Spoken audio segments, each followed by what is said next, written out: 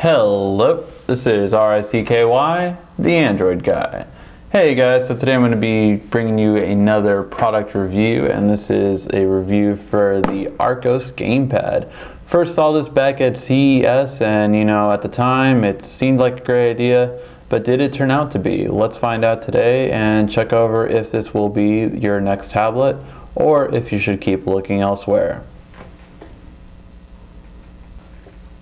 Now, first thing we always go over is look and feel on the tablet. Now, when it comes to look and feel, it feels very light, good grip, very easy when it comes to the gaming controller, and it feels really good for that purpose.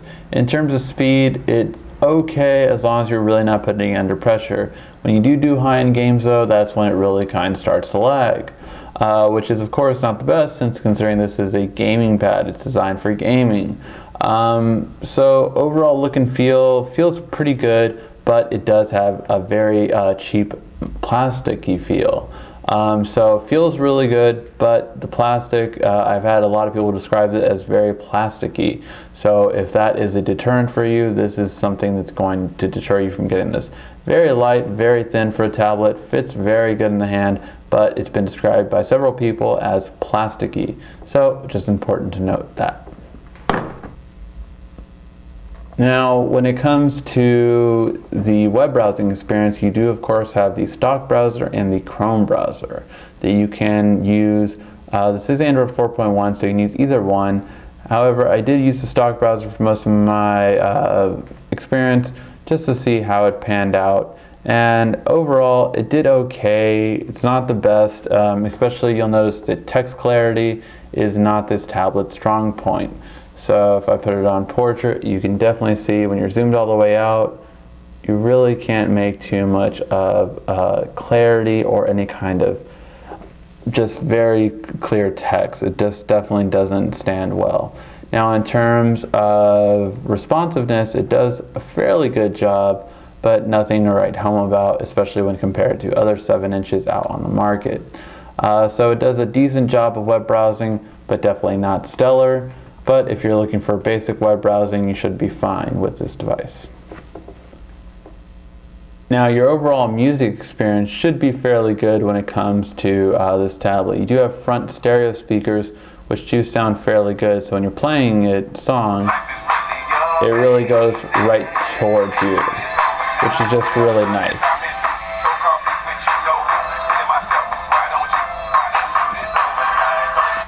So very good, clean sound. Doesn't ever really sound too muffled, but not the best in front speakers that we've seen, of course. But it gets the job done, and overall it does pretty well when it comes to music playing.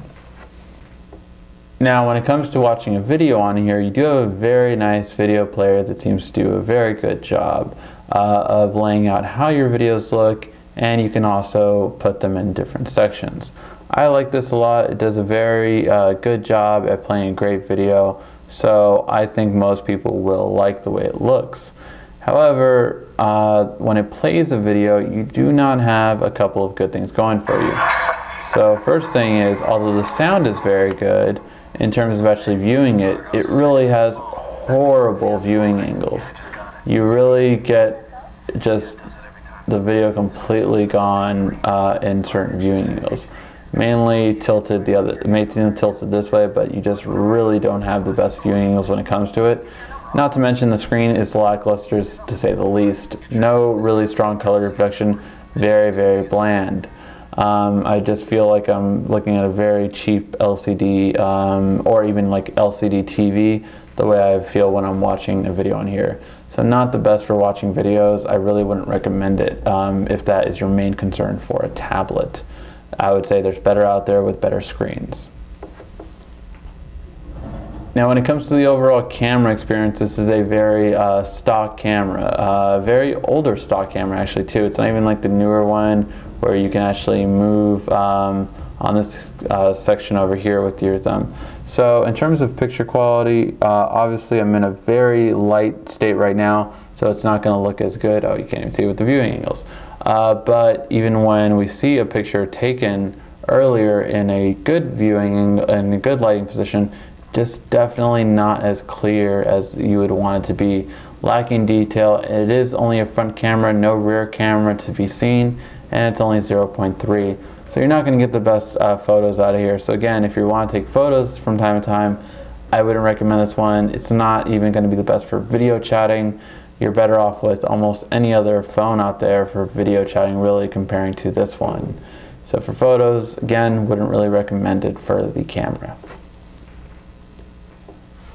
When it comes to gaming, of course, this is a tablet strong suit. I like the fact that you can actually set up the controllers to be anything you want.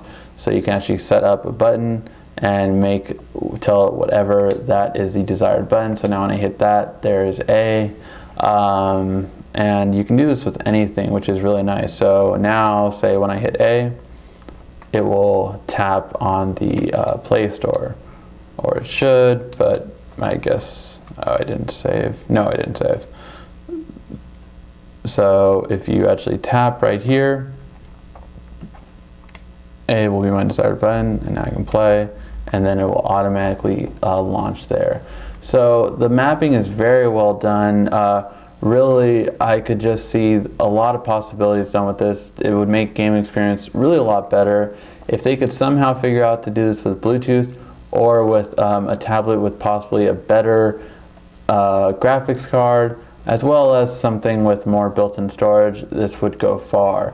But the button mapping layout is genius by Archos. It's a better job than any other company's done with button layout.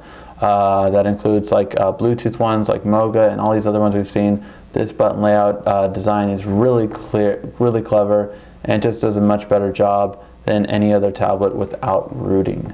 So if you're looking for gaming, the game mapping on this is very impressive and something we hope to see in other devices, at least sometime in the future. Battery life on this device isn't the best, to say the least. Just definitely most of the time I find myself running about 6 hours at most with this device. Just not that long of a battery life, and now I do put it at full brightness just because less than full brightness is really poor. Again, this screen just is probably one of the worst parts about the tablet, and battery life is not the best, but it's on par with other inexpensive 7-inch tablets. So if you're looking for a really inexpensive 7-inch tablet, you shouldn't expect much more battery than 6-hour battery life for the new ones that came out this year.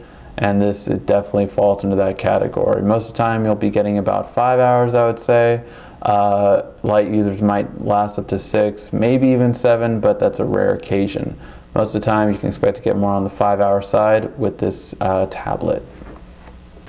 When it comes to the extras category, we have a micro SD card slot on the bottom, we have a headphone jack at the top, and a mini HDMI out, which is nice that you have that built into it. Other than that, of course, you have the gaming controllers, which do come in handy for mapping games, and front stereo speakers. So those are all the extras. Mainly, of course, the mini HDMI and micro SD card contribute. It does have a few built-in apps from Archos, nothing really too impressive, but something that at least is aside from the stock Android feel. Overall, the extras are decent. We expect a micro SD card slot in our tablets, but the mini HDMI is a nice touch to basically directly connect to a TV. So for extras, it does a decent job, but nothing really stellar. So for price point, this tablet does come in at $160. So for the $160 price point, you get 8 gigs of built-in storage, a dual-core 1.6 processor, you get front stereo speakers, and you have 1 gig of RAM. Now, is this worth it? That is the big question. Well, to be honest, I would say if it fits a particular user. If it fits a light gamer, unfortunately not a heavy gamer, simply for the fact that although this is a good idea for heavy game usage, on a lot of games out there in the market, the processor and the graphics card are not available to deliver that. Great idea. I love the idea about this. It feels really nice, although I would like a little bit more of a less plasticky feel, as it's been described by a lot of my friends. But really good overall in terms of the way the buttons feel. In terms of the way the joysticks feel, I would improve a little bit. They're a bit too stiff at times, and it was noticeable more when playing. The joysticks were a bit too stiff. But overall, if you're looking for a gamepad and something to play fun games on, it is a good device. I would stick to more things that run with the D-pad though, and the buttons over here than the joysticks. They're just not as great as I would like them to be. For casual gaming, it's not bad, but with other devices out there like the HP Slate 7, it's really kind of like if gaming is more your preference or if something else is. And overall, the Samsung, of course, for the $199 price point, so $40 more, is a better overall investment, but it's up to you if you want to spend that much more. So if you have any questions about the Archos GamePad, feel free to ask. This has been RCKY, the Android Guy.